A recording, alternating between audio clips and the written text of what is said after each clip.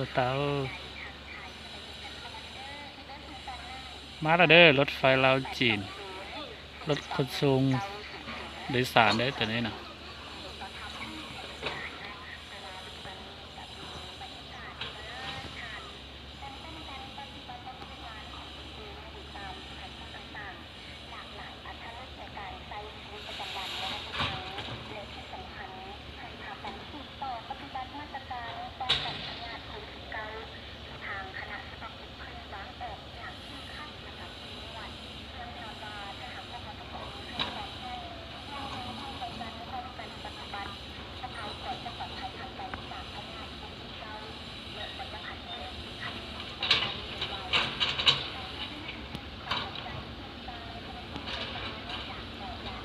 ถึงจะรถตาเขาหนาจูเนอะ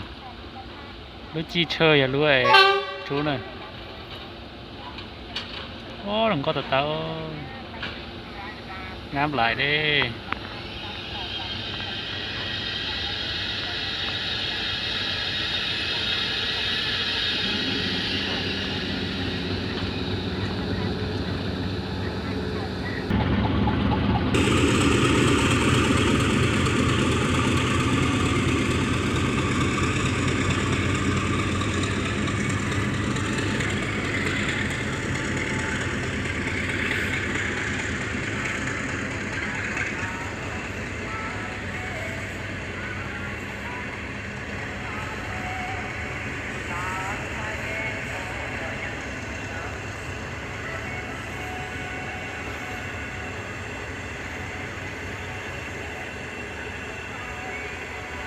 ต่อซื้อ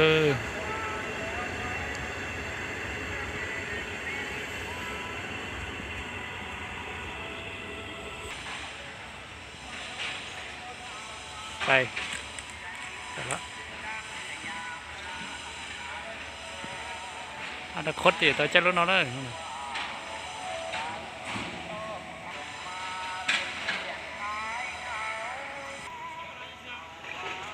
ไปจากนัดเตยแล้วเลย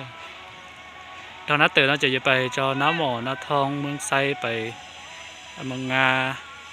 จะไปหลงพระบางเลยเดี๋ยวมันนอนมันย้อนหลงพระบางเลยโอเคหรือจะมาใช้ตัว